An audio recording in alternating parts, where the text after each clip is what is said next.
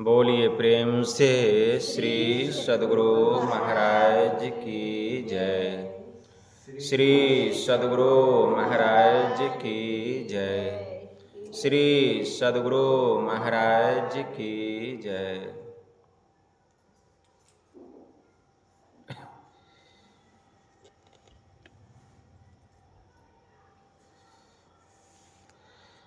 नमामि अमित ज्ञान रूपं कृपालं अगम बोधदाता सुबुद्धि निधि विशालम् क्षमाशीलयति धीर गंभीर ज्ञानम् धर्म कील दृढ़ समधीर ध्यानम् जगत त्राणकारी अघारी उदारम् भगत प्राण रूपं दयागुण अपारम् नमो सतगुरुं ज्ञानदाता सुस्वामी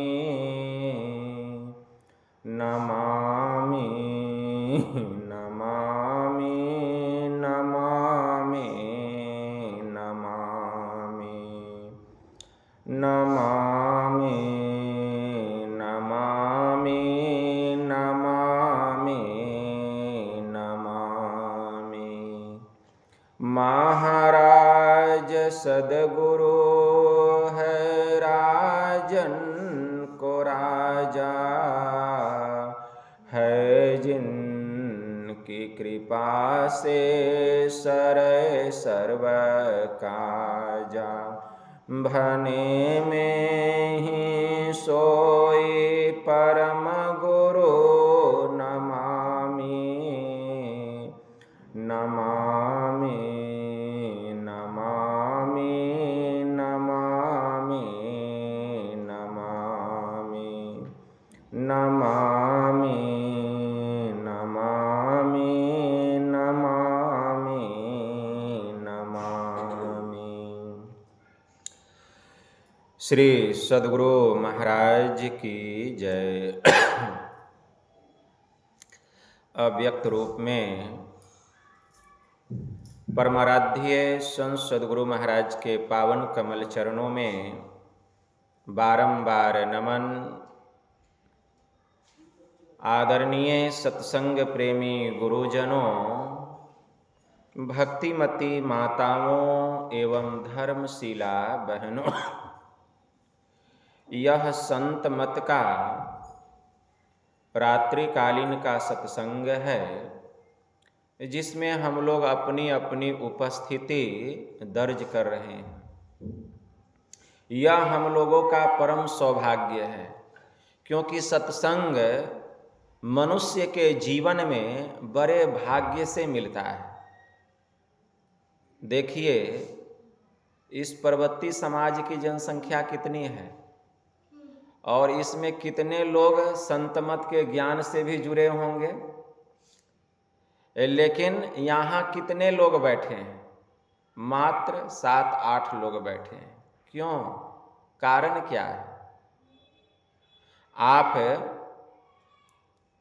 बाजार जाते होंगे सब्जी खरीदने के लिए, देखिएगा कितनी भीड़ रहती है। सब्जी के दुकान में गए हैं आलू बैंगन टमाटर खरीदने, खूब भीड़। कारण क्या है? आलू बैंगन टमाटर 20 रुपया 40 रुपया 50 रुपया में 1 किलो मिल जाएगा। और थोड़ा और आगे बढ़िए बाजार में कहीं हलवाई का दुकान मिल गया तो हलवाई के दुकान में क्या मिलता है? मिठाई। अगर 1 किलो रसगुल्ला लेना हो तो कम से कम 400-500 रुपया लगेगा, तब 1 किलो रसगुल्ला मिलेगा। तो जिसके पास 400-500 रुपये रहेगा वही ना 1 किलो रसगुल्ला लेगा।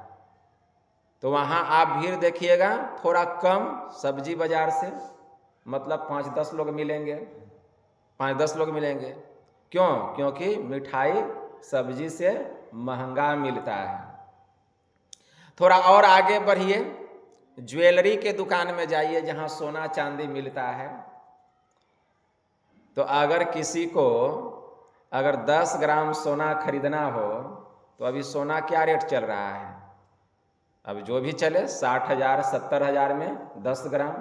तो जिसके पास 60,000 70,000 10 ग्राम, 1 केजी नहीं 10 ग्राम, तो वही ना खरीदेगा। तो वहाँ देखिएगा और कम भीड़, शायद 1-2 आदमी मिल जाए, शायद 1-2 आदमी मिल जाए ज्वेलरी के दुकान में। थोड़ा और आगे जाइए, कहीं हीरा खरीदना हो तो हीरे के दुकान में जाइएगा, एक को भीड़ नहीं मिलेगा, शायद कोई मुश्किल से मिल जाए एक आदमी। क्यों? हीरा जो है करोड़ों रुपए में मिलता है, लाखों करोड़ों रुपए में मिलता है।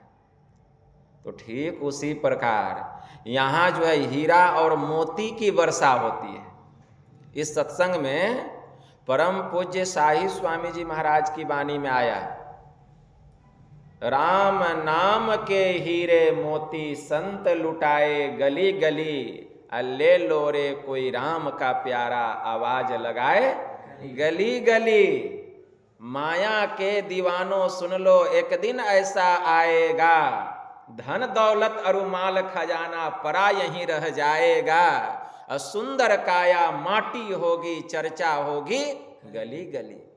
मित्र प्यारे सगे संबंधी एक दिन तुझे भुलाएंगे, कल तक जो कहते थे अपना आग में तुझे जलाएंगे। 2 दिन का यह चमन खिला है आखिर होगी चला चली, राम नाम के हीरे मोती संत लुटाए गली गली। तो इस सत्संग में ज्ञान रूपी, राम के नाम रूपी हीरा और मोती की वर्षा होती है। तो ये हीरा मोती कौन लूटेगा? जिसके पास पूंजी होगा वही ना लूटेगा। तो आप लोगों के पास पूंजी है तो आप लोग लूटने के लिए आ जाते हैं, औरों के पास पूंजी नहीं है तो उस सब्जिए ना खरीदेगा, सब्जिए बाजार में ना भीड़ रहेगा। हाँ? तो सब्जी बाजार में देखिए कितना भीड़, धक्का मुक्की हो रहा है। लेकिन यहाँ ज्ञान रूपी राम नाम रूपी हीरा मोती की वर्षा हो रही है। इस हीरा और मोती को वही लूटेगा, वही ग्रहण करेगा जिसके पास में पूंजी है, पूंजी है। तो इसीलिए यहाँ कम भीड़ है, कम भीड़ है। तो पूंजी जिसको रहेगा वो आकर के लूट लेगा। तो यही कारण है कि सत्संग में भीड़ कम, ठीक है ना। तो देखिए यहाँ ज्ञान की चर्चा होती है, ज्ञान से बड़ा कोई चीज नहीं है। ज्ञानान मोक्षम वापनोति तस्मा ज्ञानम प्रात परम, अतो यो ज्ञान दाने ही न अक्षम अस्तम त्यजेद गुरुम। ब्रीह तंत्र सार में बड़ा अच्छा यह मंत्र आया। ब्रीह तंत्र सार के महर्षि कहते हैं ज्ञानान मोक्षम वापनोति तस्माज ज्ञानम प्रात परम, मतलब ज्ञान से मोक्ष मिलता है, ज्ञान से मुक्ति मिलती है, ज्ञान से ब्रह्म के स्वरूप का पहचान होता है। इसीलिए ज्ञान से दुर्लभ है इस लोक में कौन कहे, तीनों लोक में ज्ञान से दुर्लभ कोई दूसरा वस्तु नहीं है। फिर क्या कहते हैं, अतो यो ज्ञान दाने ही न अक्षम अस्तम त्यजेद गुरुम। जो गुरु ज्ञान दान देने में समर्थ्यवान नहीं है, ऐसे गुरु का त्याग कर देना चाहिए। ज्ञान होना चाहिए। गुरु शरीर को नहीं कहा जाता है, ज्ञान को कहा गया है। संत कबीर साहब ने बड़ा अच्छा कहा, गुरु नाम है ज्ञान का, अशिष्य सीख ले सोए, अज्ञान मर्जाद जाने बिना, गुरु और शिष्य न कोई। गुरु ज्ञान को कहा गया है, अशिष्य जो उस ज्ञान को ग्रहण कर ले, जो उस ज्ञान को ग्रहण कर ले वह शिष्य है, और जो ज्ञान दान देने में समर्थ्यवान हो वह गुरु है। जो गुरु ज्ञान दान देने में समर्थवान नहीं है और जो शिष्य गुरु का ज्ञान ग्रहण करने का योग्य नहीं है, तो गुरु और शिष्य न कोई, मतलब वह गुरु गुरु नहीं और वह चेला चेला नहीं, मतलब अंधरा गुरु बताह चेला और दोनों नरक में ठेलम ठेला। तब हरई शीस धन शोक न हरई, सो गुरु घोर नरक में परई। गुरुवा तो मने मन सोचत है, चेलवा से कछुले, इसलिए उसके घर गया है। चेलवा मने मन गाजत है, एको टकाना देव। तो जैसा गुरु वैसा चेला। तो ऐसे गुरु और शिष्य से दोनों में से किसी का कल्याण होने वाला नहीं है। इसलिए पूर्ण संत सदगुरु चाहिए। पूर्ण संत सदगुरु के प्रति जो समर्पित हो जाता है तो उसका बहुत बड़ा फल मिलता है। गुरु के प्रति समर्पण का बहुत बड़ा फल मिलता है, बहुत बड़ा फल। कितना बड़ा फल मिलता है? डॉक्टर आपको डॉक्टर नहीं बना सकते हैं, कोई वकील आपको वकील नहीं बना सकता है, प्रोफेसर आपको प्रोफेसर नहीं बना सकते हैं, इंजीनियर आपको इंजीनियर नहीं बना सकता है, कोई नेता है या अभिनेता है वो आपको अपने जैसा नहीं बना सकता है। लेकिन जो पूर्ण संत सद्गुरु होते हैं वो अपने शिष्य को अपने जैसा बना देते हैं। यही पूर्ण समर्पण का फल है। तो किसको बनाते हैं? जो पूर्ण समर्पित हो जाते हैं गुरु के प्रति, तो उन पर गुरु की विशेष कृपा होती है और उनको वो अपने जैसा बना देते हैं। संत कबीर साहब ने कहा, संत अरु पारस में बड़े अंतरो जान। पारसमणि आप लोग नहीं देखे होंगे, लेकिन पारसमणि होता है। पारसमणि में यह गुण है कि अगर लोहा में सटा दीजिएगा तो लोहा सोना बन जाएगा। लोहा क्या बन जाएगा? सोना बन जाएगा।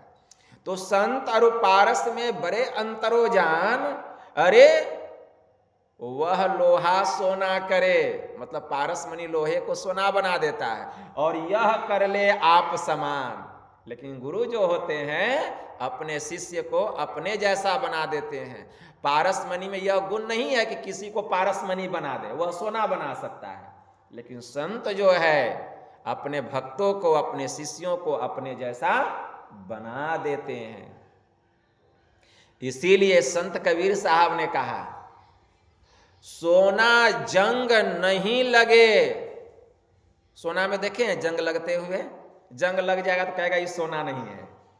सोना जंग न लगे और लोहा घुन न खाए और संत की चेताई आत्मा कभी नरक न जाए।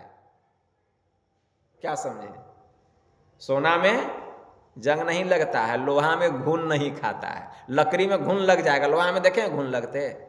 तो सोना जंग न लगे और लोहा घुन न खाए और संत की चेताई आत्मा कभी नरक न जाए। इसलिए जो संतों के शरण में आ जाते हैं और जो संतों के आदेश और उपदेश को अपने जीवन में जो भक्त उतार लेता है वह कभी नरक में नहीं जाता है। यह ध्रुव सत्य है। इसलिए सच्चे और पक्के संत सद्गुरु के प्रति समर्पण का बहुत बड़ा फल होता है। आप लोग चंदन का पेड़ देखे होंगे, अगर नहीं देखे होंगे सुनिए। चंदन का गुण होता है शीतलता, वो बहुत शीतल होता है। चंदन का पेड़ बहुत शीतल, और उसका सबसे बड़ा गुण होता है सुगंधी। उसमें सुगंधी होती है, शीतलता होती है। चंदन का पेड़ जो होता है अपनी शीतलता से, अपनी सुगंधी से अगल बगल के जितने पेड़ है अपनी सुगंधी से सबको चंदन बना देता है। चंदन का पेड़ अपनी सुगंधी से, अपनी शीतलता से, अपनी सुगंधी से, अपने गुण के कारण वह अगल बगल में जो जो पेड़ है सब पेड़ को अपने जैसा चंदन बना देता है। लेकिन 3 पेड़ कभी चंदन नहीं बनता है। 3 पेड़ कभी चंदन नहीं बनता है। कौन कौन? बांस का, आक का और अंडी का। ये तीनों पेड़ चाहे चंदन के जड़ के पास जाके क्यों न निकल जाए, लेकिन कभी वह चंदन बनने वाला नहीं है। लेकिन उसके अगल बगल कुछ दूर में रहने वाला पीपल का, बरगद का, आम का, कटहल का, जामुन का कोई भी पेड़ हो, वह सबको चंदन बना देता है। क्यों? क्योंकि यह अंदर से ठोस होता है। अंदर से क्या होता है? ठोस होता है। इसमें ग्राहक शक्ति होती है। लेकिन बांस जो है अंदर से खोखला होता है, अंडी जो है अंदर से खोखला होता है, इसमें ग्राहक शक्ति नहीं होती है। इसीलिए बांस जो है बांस का बांस ही बना रहता है, चाहे चंदन के सामने क्यों न निकल जाए। क्यों? वह भीतर से खोखला होता है। ठीक उसी प्रकार जो बांस के जैसे होते हैं, मतलब गुरु के समीप रहते हैं, संतों के समीप रहते हैं, लेकिन उनके भीतर में समर्पण की भावना नहीं है। संतों के प्रति, सदगुरु के प्रति समर्पण की भावना नहीं है। क्यों? उनका हृदय भीतर से खोखला है, बांस के जैसा।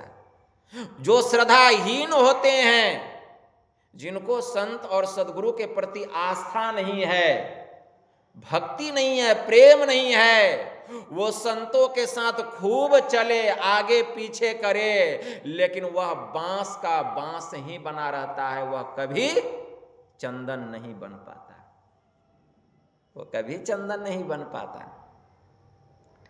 बहुत लोग कहते हैं ना, इतने दिन से गुरु महाराज के साथ रह रहे, कारण क्या है?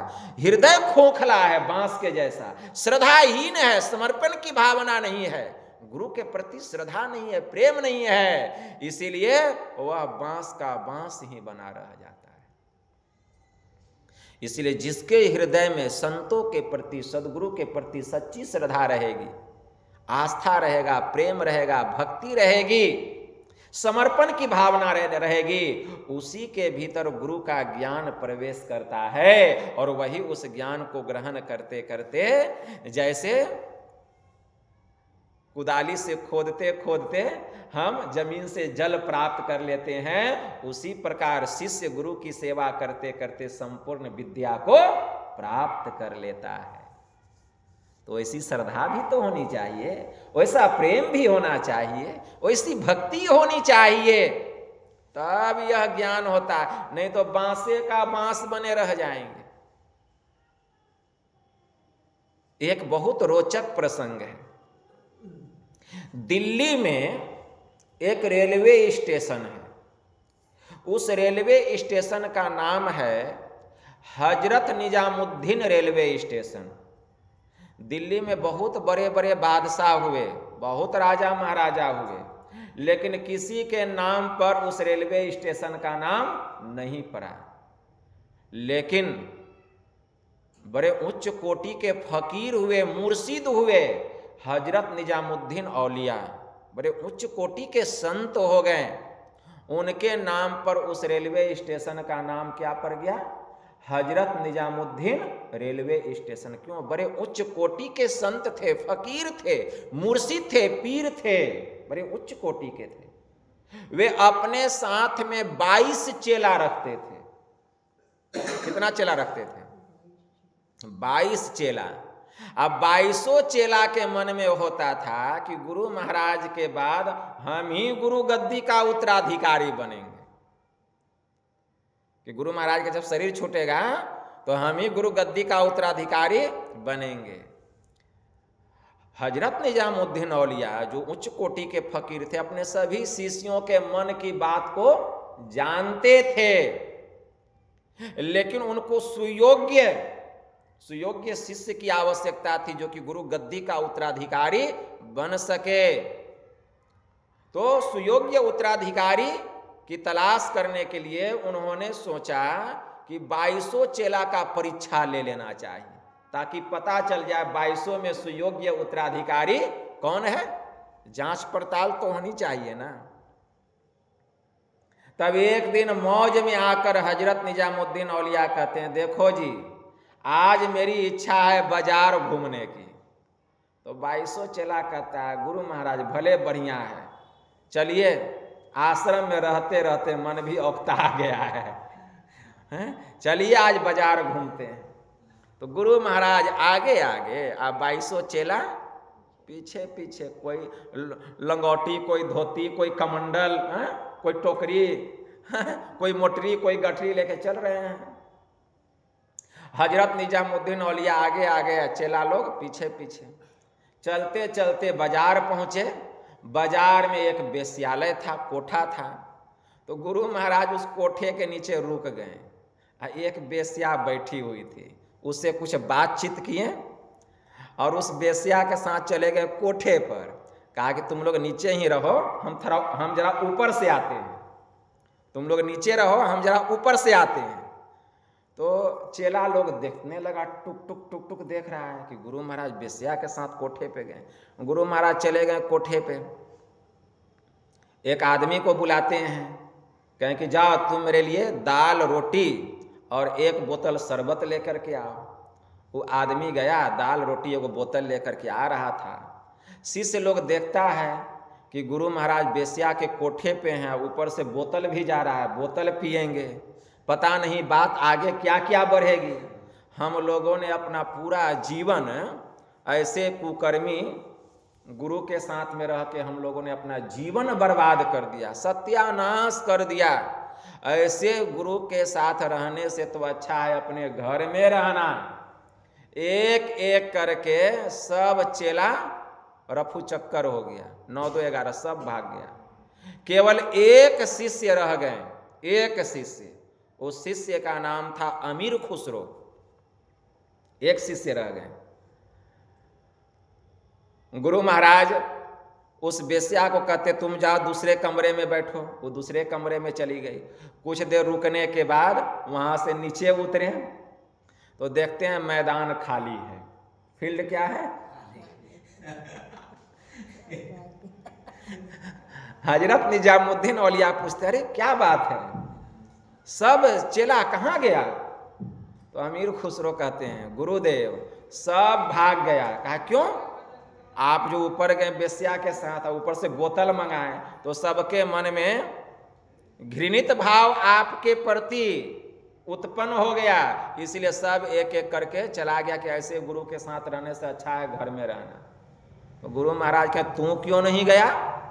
तू क्यों नहीं गया? अमीर खुसरो कहते हैं, गुरुदेव चला तो मैं भी जाता, लेकिन मैंने अपना नजर 10 दिशाओं में दौड़ाया, लेकिन आपके चरणों के अलावा मुझे कहीं कोई स्थान दिखाई नहीं दिया। आपके चरणों के अलावा कहीं कोई स्थान नहीं दिखाई दिया, इसीलिए गुरुदेव मैं यहीं ठहरा रह गया। हजरत निजामुद्दीन औलिया अमीर खुसरो को अपने हृदय से लगा लिए और कहते हैं, अब जो है योग्य उत्तराधिकारी हमको मिल गया, और उसको ले करके गए और गुरु गद्दी का उत्तराधिकारी बना दिए। ये जांच हो गया। देखिए कैसा समर्पण था अमीर खुसरो को, कैसा समर्पण। इस तरह का समर्पण होना चाहिए। आजकल तो भक्त लोग देखते हैं, जरा सा संत महात्मा को किसी अपने मन में जो होगा थोड़ा सा विस्तारो तो होना चाहिए। तो गुरु के ज्ञान को कहां तक ले सकता है, कहां तक धारण कर सकता है। इसी को कहा गया पूर्ण समर्पण का कितना बड़ा फल मिला अमीर खुसरो को। तो पूर्ण समर्पण का बहुत बड़ा फल मिलता है। इसीलिए गुरु को कीजिए बंदगी, कोटि कोटि प्रणाम, कीट न जाने भृंग को, कर ले आप समान। उसी प्रकार गुरु जो है अपने शिष्य को अपने जैसा बना लेते हैं अगर उन पर हम समर्पित हो जाते हैं। इसलिए बांस आंख और अंडी बन करके मत रहिए, ग्राहक शक्ति मजबूत बन के रहिए, तब पूर्ण समर्पण का फल मिलेगा। तो यही थोड़ा सा हम आप लोगों को सुना दिए। बोलिए प्रेम से श्री सद्गुरु महाराज की जय।